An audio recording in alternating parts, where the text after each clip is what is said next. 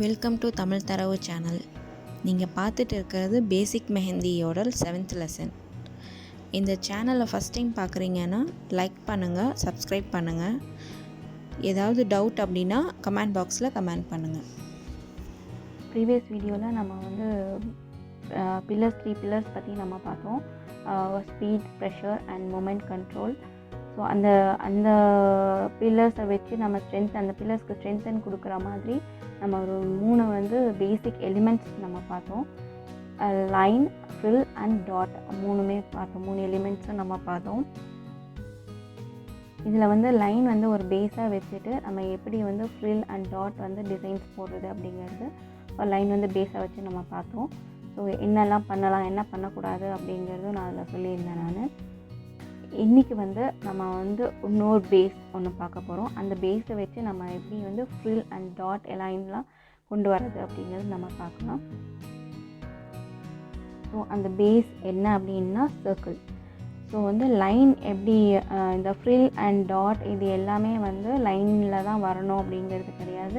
நிறைய ஷேப்ஸில் வரலாம், சர்க்கிளில் வரலாம், அந்த மாதிரி வந்து நிறைய இதுலெல்லாம் ஷேப்ஸ்லலாம் வரலாம். சரி, அதே மாதிரி வந்து சர்க்கிளில் நம்ம வந்து எப்படி அதை கொண்டு வரது அப்படிங்கிறத நம்ம பார்க்க போகிறோம் இன்றைக்கி. ஃபஸ்ட்டு சர்க்கிள் வந்து எல்லாராலையும் ஒரே ஸ்ட்ரோக்கில் வந்து இப்படி போட முடியாது. ஸோ நிறைய ட்ரபிள் வரும். நல்லா ப்ராக்டிஸ் இருக்கவங்க கண்டிப்பாக ஒரே ஸ்ட்ரோக்கில் போட்டுருவாங்க. ஸோ அவங்களுக்கு பற்றி பிரச்சனை கிடையாது. பட் ப்ராக்டிஸ் இல்லாதவங்க, மெஹந்திக்கு நான் புதுசு, எனக்கு வந்து போட தெரியாத சர்க்கிள் அப்படிங்கிறவங்களுக்கு வந்து எப்படி ஈஸியாக போடுறதுன்னு சொல்கிறேன் நான். ஃபஸ்ட்டு வந்து இந்த டைரெக்ஷனில் வர்றது வந்து நேச்சுரல் மூமெண்ட். ஓகேவா? இந்த டைரெக்ஷனில் வர்றது வந்து நேச்சுரல் மூமெண்ட். இந்த டைரெக்ஷனில் போகிறது வந்து இது அன்நேச்சுரல் மூமெண்ட்டு. நம்மளுக்கு நேச்சுரல் மூமெண்ட் பண்ணும்போது வந்து இந்த டைரெக்ஷனில் பண்ணும்போது வந்து நம்மளுக்கு வந்து ஈஸியாக இருக்கும். அதே இந்த டைரெக்ஷன் இப்படி நம்ம கொண்டு போகும்போது அது கொஞ்சம் அன்நேச்சுரல் மூமெண்ட்டுங்கிறதுனால நம்மளுக்கு வந்து டிஃபிகல்ட்டாக இருக்கும் போடுறதுக்கு. ஸோ இந்த மாதிரி போடும்போது கண்டிப்பாக வந்து சில சர்க்கிள்ஸ் நல்லா வந்தாலும் சில சர்க்கிள்ஸ் வந்து கண்டிப்பாக ட்ரபிள் கொடுக்கும். ஸோ வந்து நீங்கள் அந்த மாதிரி நல்லா ப்ராக்டிஸ் பண்ணிட்ட அப்புறம் நீங்கள் அதை ட்ரை பண்ணுங்கள். அதுக்கு முன்னாடி வந்து நம்ம வந்து ஜஸ்ட் ஒரு பார்ட்டிஷன், ஒரு ஹாஃப் சர்க்கிள் நம்ம இப்படி போகிறோன்னா மீதி ஹாஃப் சர்க்கிள் இதே மாதிரி டைரெக்ஷன்லேயே போடலாம். அதாவது நேச்சுரல் மூமெண்ட்லேயே போடலாம். ஓகேவா? இது இப்படி போடும்போது உங்களுக்கு வந்து ஈவனாக வரும். அதாவது இந்த ஹாஃப் சர்க்கிள், இந்த சைடு ஒரு half circle. Okay, so circle போட்டாச்சு. அந்த சர்க்கிளில் வந்து இன்னொரு இதுனா பேரலல் சர்க்கிள். பேரலாக இன்னொரு லைன் நம்ம போடுறதுல தான் நம்மளுக்கு வந்து சேலஞ்சே இருக்குது. ஏன்னா இங்கே வேறு அதே கேப்பும் தான் எல்லா இடத்துலையும் வரணும். நம்மளுக்கு போக போக இது என்ன லைன் ஆகும், இப்படியே ஒட்டிகிட்டு வந்துடும். இந்த ஒரு இடத்துல வந்து நல்லா போட்டுகிட்டே வரும், ஒரு இடத்துல வர அப்படியே வந்து ஒட்டிகிட்டு வந்துடும். ஸோ இது போடும்போது இந்த சர்க்கிள் போடுறதுக்கு இருக்கிற வந்து அந்த நிதானத்தை விட இந்த சர்க்கிள் போடும்போது இன்னும் ரொம்ப ஸ்லோவாக போடணும். அப்போ தான் வந்து கரெக்டான கேப்பில் வரும்.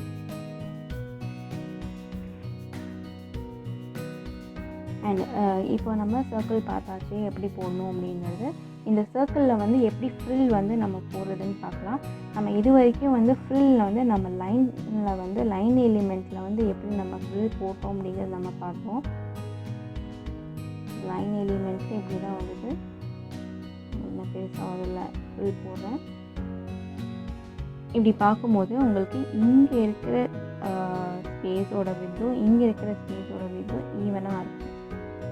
ஓகேவா? ஸோ லைன் எலிமெண்ட்டில் வந்து உங்களுக்கு வந்து ஃப்ரில் வந்து ஆல்மோஸ்ட் ஈவனாக தான் வரும். எங்கேயும் வந்து அதிகமாகவோ இல்லை குறைவாகவோ இருக்காது. பட் அதுவே வந்து நம்ம சர்க்கிளில்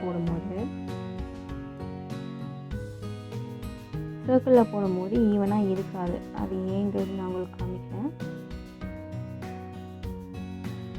இப்படி ஒரு சர்க்கிள் போட்டு இதை பார்ட்டிஷன் பண்ணிக்கலாம்.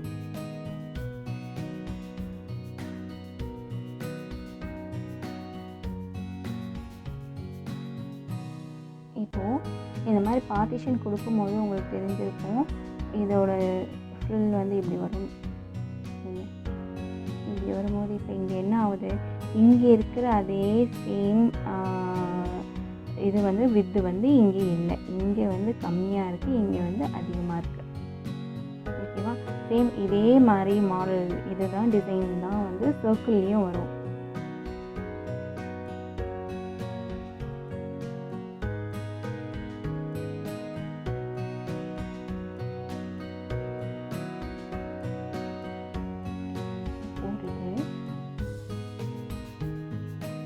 இப்படி வரும்போது சின்னதாயிடும், கிட்ட வரும்போது சின்னதாயிடும். அந்த லைன் டச் பண்ணும்போது சின்னதாக வருதா? இது நீங்கள் வந்து ஸ்ட்ரெயிட்டாக நான் போடுறேன்னு சொல்லி நீங்கள் ஸ்ட்ரெயிட்டாக போட்டுகிட்டே இருந்தீங்கன்னா ஒரு இதுக்கு மேலே வந்து அது ஸ்ட்ரெயிட்டாக வராது. போக போக என்ன ஆகும்னா அப்படியே சின்னதாகிட்டு உங்களுக்கு அன்ஈவனாக தான் போகும். எல்லா ஃபுல் சர்க்கிளுமே வந்து ஈவனாக வராது உங்களுக்கு அந்த பீஸ்லாம். ஸோ அதனால் இதோட இதே வந்து ஷேப்பே வந்து சர்க்கிளில் வரும்போது இப்படி தான் வரணும், இப்படி தான் வரணும்.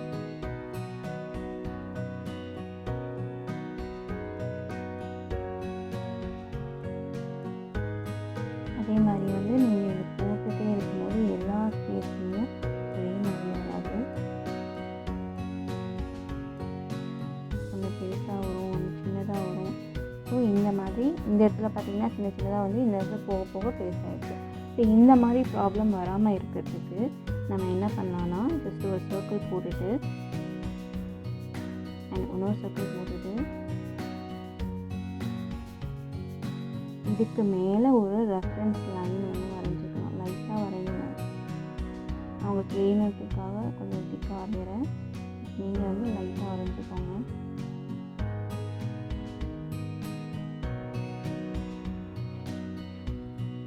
வரைஞ்சிட்டு இது மேலே இப்படி இந்த லைனை டச் ஆகிற மாதிரி இந்த ஃபில்ஸை வந்து இது மேலே அப்ளை பண்ணணும்.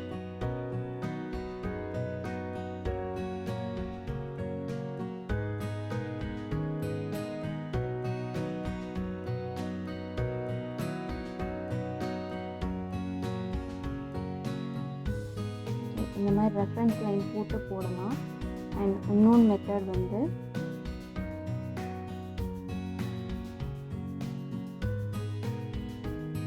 பார்ட்டிஷன் கொடுத்துக்கோங்க. 4 இதாக பிரிச்சுக்கோங்க. பிரிச்சுட்டு இதில் இது ஃபுல்லாக இப்படி வர மாதிரி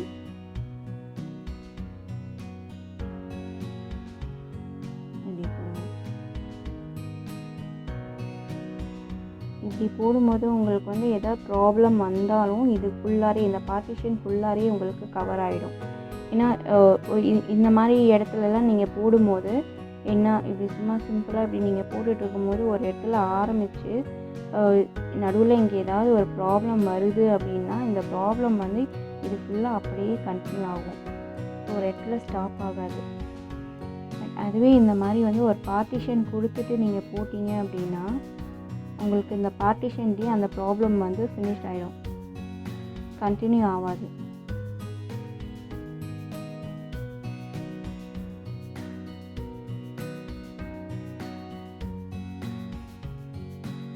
இந்த மாதிரி கண்டினியூ ஆகாது, அந்த இடத்துலையே ஃபினிஷ் ஆகிடும். அதே மாதிரி சர்க்கிளில் ஃப்ரில் வரையும் போது நம்ம ஒரே டைரக்ஷன்லலாம் வரையணும்னு கிடையாது. இப்போ இந்த டைரக்ஷனில் நீங்கள் வரைஞ்சிட்டிங்கன்னா இப்போ இது எனக்கு கம்ஃபர்டபுளாக இருக்குன்னா இந்த டைரக்ஷனில் இப்படி வரையலாம் அண்ட் இப்படி கூட வரைஞ்சிட்டு வரலாம். மீதி இருக்கிறது இங்கே ஃபில் பண்ணிடலாம். பார்ட்டிஷன் இல்லாமையும் அந்த மாதிரி வந்து ப்ராக்டிஸ் பண்ணுங்கள். இப்போ இங்கே வரைக்கும் போட்டு திருப்பி இங்கே வரைக்கும் கண்டினியூ பண்ணணும்னு அவசியம் இல்லை. திருப்பி இங்கேருந்து கொண்டு வந்து இங்கே இருக்கிற இடம் இப்படி வந்து ஃபினிஷ் பண்ணிக்கலாம்.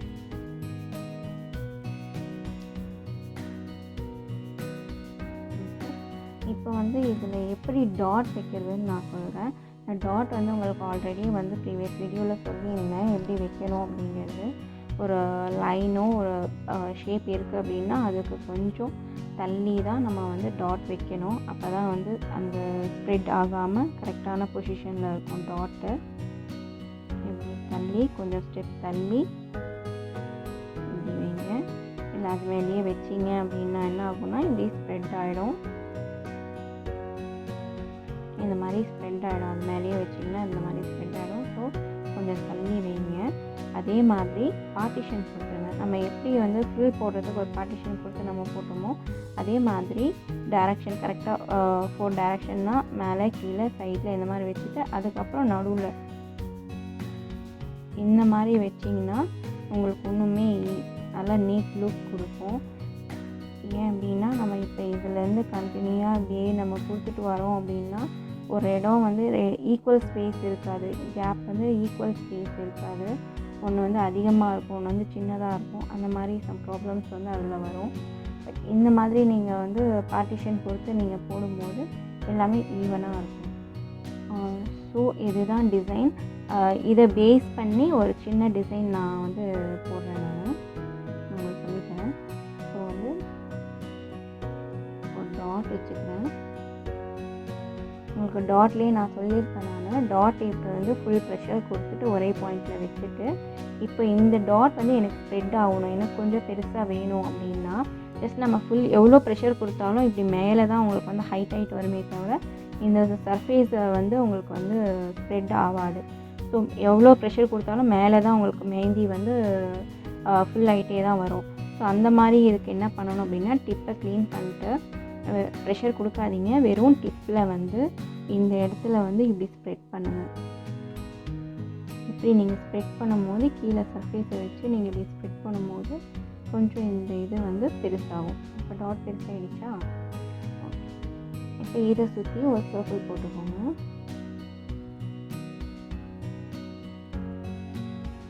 கொஞ்சம் கேப் விட்டே போடுங்க, இல்லாட்டி சர்க்கிளும் அந்த டாட்டும் வந்து மெச் ஆகிடும். இன்னொரு சர்க்கிள் பேரலாக ஒரு சர்க்கிள் போட்டுக்கோங்க.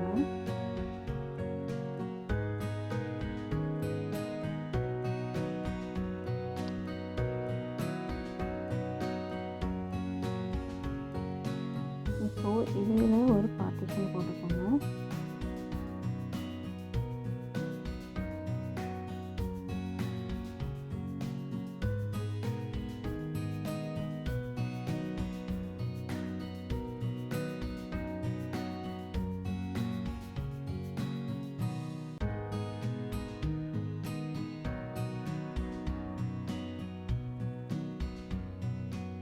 எந்த டைரெக்ஷனில் நீங்கள் பார்ட்டிஷன் கொடுத்துருக்கீங்களோ அந்த டைரெக்ஷன்லேயே நீங்கள் வந்து இந்த ஃப்ரில்ஸ் போடலாம்.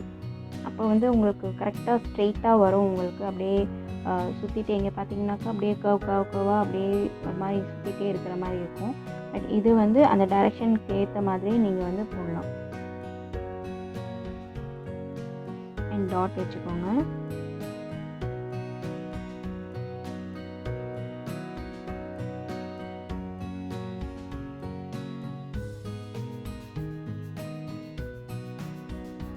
டாட் வச்சுட்டு இதில் லைட்டாக இப்படி இழுத்து விட்டிங்கன்னா ஒரு லீஃப் மாதிரி உங்களுக்கு வரும்.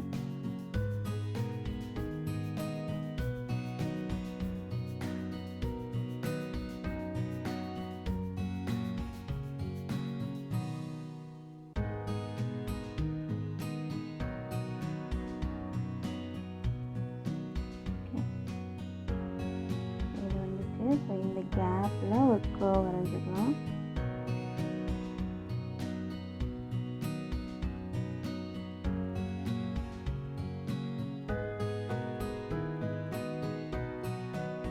இந்த பார்ட்டிஷன் வந்து வெறும் டாட்க்கு மட்டும் கிடையாது, இந்த மாதிரி கர்வ்ஸ்க்கு இதுக்கு எல்லாமே கொஞ்சம் ஈவனாக வர மாதிரி இதுக்கு வந்து ஹெல்ப் பண்ணும். நம்ம இஷ்டத்துக்கு டாட் நம்ம வைக்கணும்னா இந்த மாதிரி ஈவனாக வராது. ரொம்ப இல்லைனாலும் ஓரளவுக்கு ஈவனாவது வரும். ஓகே, இது முடிச்சுட்டு இதில் வந்து ஒரு சர்க்கிள் சின்னதாக ஒரு சர்க்கிள் போட்டுக்கோங்க. அது சுற்றிடும்.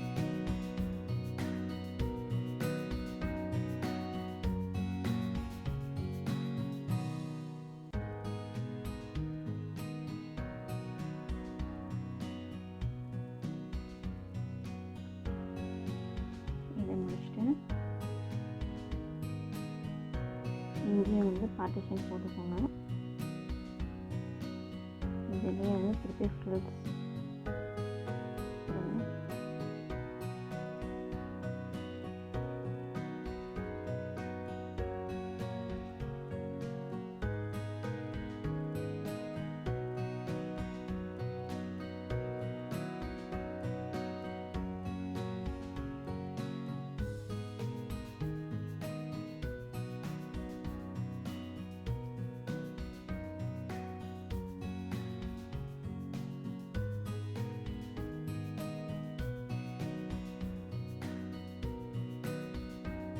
இந்த மாதிரி போட்டுட்டு, நான் உங்களுக்கு ஏற்கனவே ப்ரீவியஸ் வீடியோவில் சொன்னேன், இந்த மாதிரி வந்து கர்வ் வரும்போது நம்ம லைன்ஸ்லலாம் போட்டோம்னா திருப்பி இது மேலே வந்து ஒரு கோட்டிங் நம்ம கொடுக்கணும்.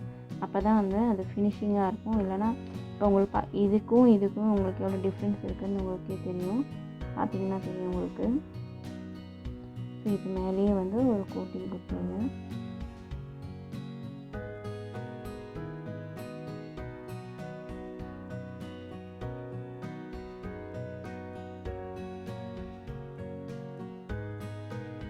அதே மாதிரி இது மேலேயும் ஒரு கோட்டிங், ஒரு திக்கான ஒரு லேயர் நீங்கள் கொடுக்கும்போது இது இன்னும் அழகாக தெரியும்.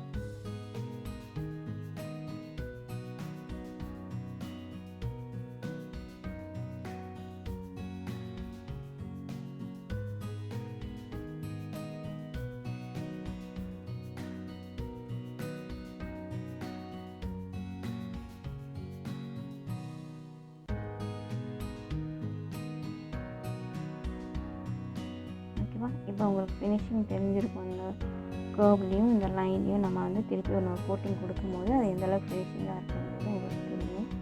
ஸோ இந்த மாதிரி தான் இது வந்து எவ்வளோ இன்னும் வேணாலும் பெருசு பண்ணிகிட்டே போகலாம். அந்த சர்க்கிளில் வந்து திருப்பி இன்னொரு சர்க்கிள் போட்டுட்டு திருப்பி அங்கங்கே வந்து இந்த மாதிரி இது மேலே வந்து இன்னொரு ஹாஃப் சர்க்கிள் மாதிரியும் போடலாம். அங்கங்கே இந்த மாதிரி ஹாஃப் சர்க்கிள் கொடுத்துட்டு இதில் வந்து ஒரு ஃபில் கொடுக்கலாம். இதில் ஒரு ஃபில் கொடுத்துட்டு இதில் ஒரு டாட் கொடுக்கலாம். இந்த